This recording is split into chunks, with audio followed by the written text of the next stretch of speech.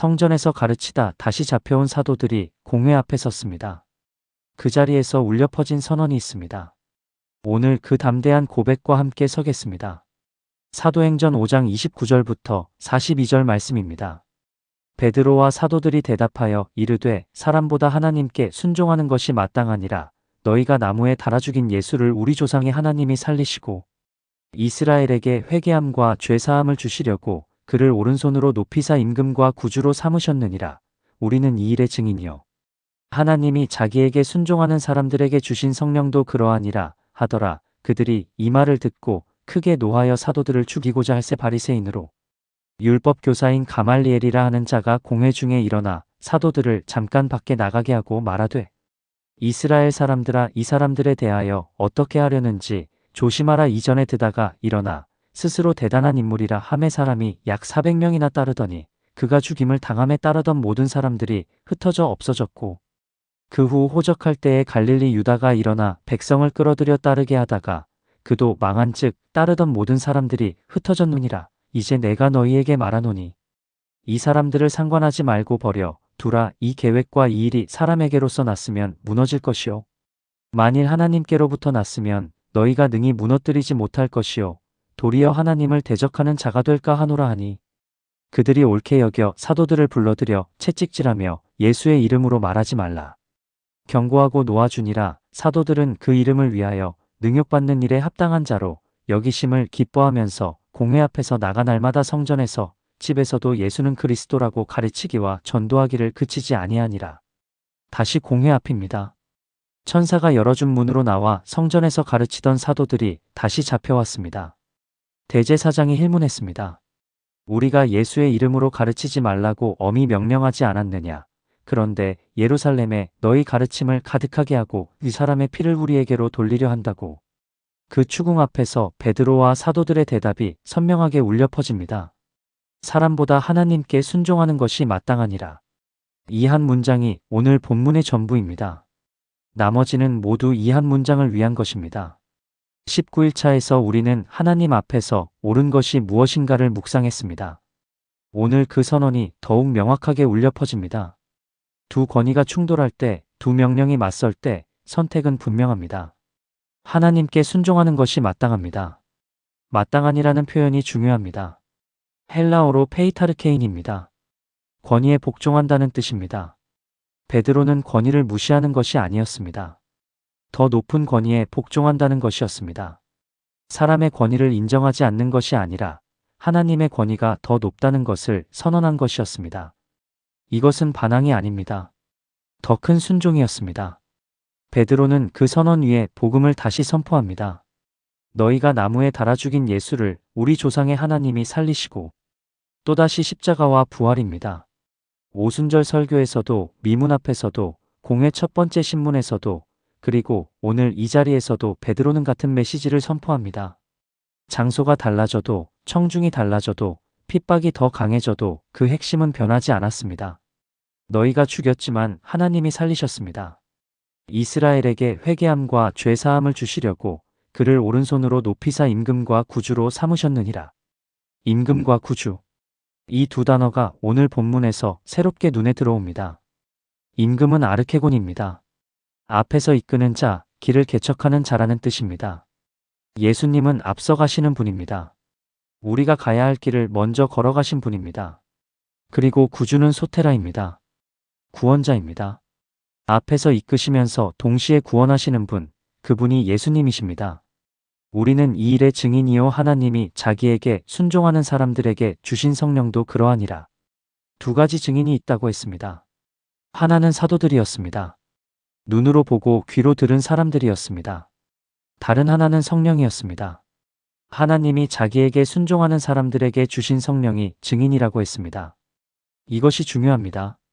성령은 순종하는 사람들에게 주어집니다. 순종과 성령이 연결되어 있습니다. 하나님께 순종하는 삶이 성령의 임재와 함께하는 삶입니다. 공회가 크게 노했습니다. 사도들을 죽이려 했습니다. 그때 한 사람이 일어섰습니다. 가말리엘이었습니다. 바리새인으로 율법 교사, 당시 가장 존경받는 율법학자 중 한 명이었습니다. 훗날 사도 바울이 그의 문화에서 배웠다고 밝히는 바로 그 가말리엘이었습니다. 가말리엘은 사도들을 잠깐 내보내게 한 후 공회에 말했습니다. 조심하라고. 두 가지 예를 들었습니다. 드다가 일어나 스스로 대단한 인물이라 했지만 죽임을 당하자 흩어졌습니다. 갈릴리 유다가 일어나 백성을 끌어들였지만 망하자 흩어졌습니다. 그러므로 이 사람들을 내버려 두라고 했습니다. 가말리엘의 논리가 명확합니다. 이 계획과 이 일이 사람에게로서 났으면 무너질 것이요 만일 하나님께로부터 났으면 너희가 능히 무너뜨리지 못할 것이요 도리어 하나님을 대적하는 자가 될까 하노라. 사람에게서 난 것이면 저절로 무너집니다. 하나님께로부터 난 것이면 아무도 무너뜨릴 수 없습니다. 그리고 무너뜨리려다가 도리어 하나님을 대적하는 자가 될 수 있다고 경고했습니다. 이 말이 공회를 설득했습니다. 가말리엘은 예수님을 믿는 사람이 아니었습니다. 그런데 그의 논리는 역설적으로 진실을 가리킵니다. 이 일이 하나님께로부터 난 것이라면 이것은 무너지지 않습니다. 그리고 실제로 무너지지 않았습니다. 2000년이 지난 오늘도 복음은 살아있습니다. 가말리엘의 기준으로 보면 이것은 하나님께로부터 난 것입니다. 공회가 사도들을 채찍질했습니다. 예수의 이름으로 말하지 말라 경고하고 놓아주었습니다. 채찍질은 당시 가장 고통스러운 형벌 중 하나였습니다. 살같이 찢기는 고통이었습니다.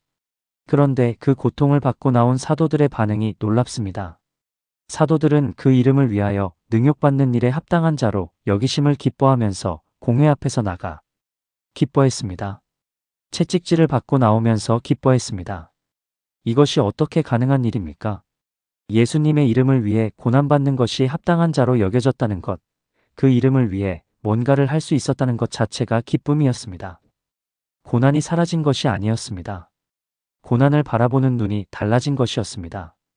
빌립보서 1장 29절이 생각납니다. 그리스도를 위하여 너희에게 은혜를 주신 것은 다만 그를 믿을 뿐 아니라 또한 그를 위하여 고난도 받게 하려 하심이라. 고난도 은혜입니다. 예수님의 이름을 위해 고난받는 것이 특권입니다. 사도들은 그것을 알았습니다. 채찍질의 상처 속에서도 그 이름 때문에 기뻤습니다.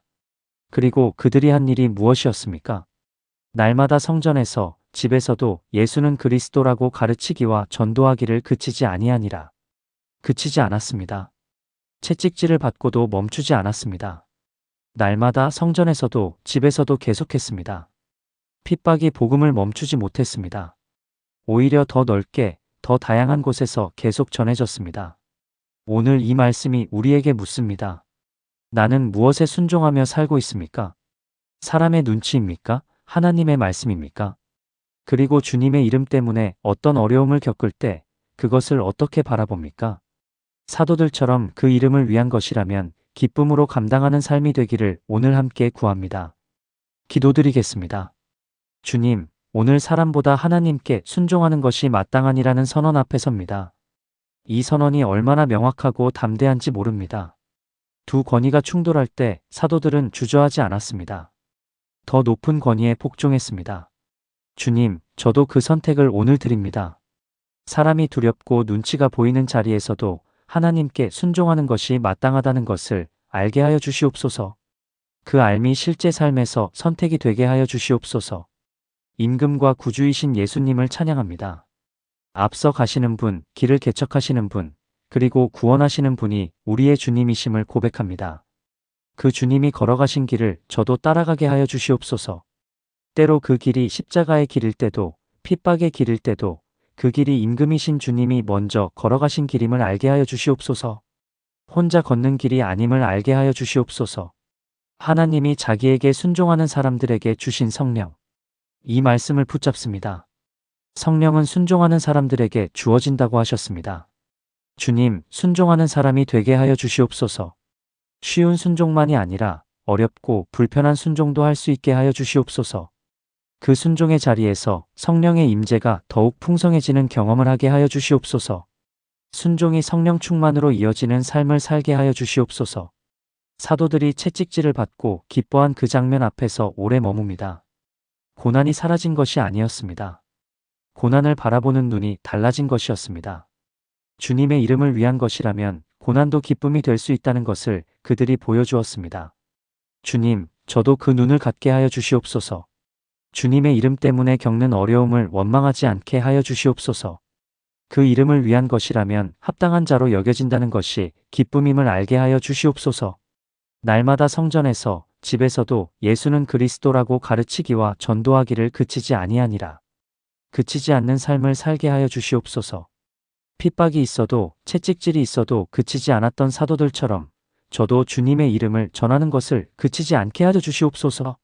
성전에서도 집에서도 날마다 예수는 그리스도라고 고백하는 삶이 되게 하여 주시옵소서. 가말리엘의 말씀을 기억합니다. 하나님께로부터 난 것은 무너지지 않는다고 했습니다. 2000년이 지난 오늘도 복음은 살아있습니다. 무너지지 않았습니다. 그 복음이 오늘 저에게 왔습니다. 하나님께로부터 난 것이 저에게도 있음을 감사합니다. 그것을 붙잡고 오늘 하루를 살아가게 하여 주시옵소서. 오늘 이 말씀 앞에 앉아있는 모든 분들을 주님께 올려드립니다. 사람의 눈치 때문에 하나님께 순종하지 못하고 있는 분들에게 오늘 이 선언이 새로운 결단이 되게 하여 주시옵소서. 주님의 이름 때문에 어려움을 겪고 있는 분들에게 사도들의 기쁨이 전해지게 하여 주시옵소서. 지쳐서 그치고 싶은 분들에게 날마다 그치지 않았던 사도들의 그 열정이 새롭게 임하게 하여 주시옵소서. 사람보다 하나님께 순종하는 것이 마땅합니다. 오늘 그 순종으로 살아가게 하여 주시옵소서. 예수 그리스도의 이름으로 기도합니다. 아멘.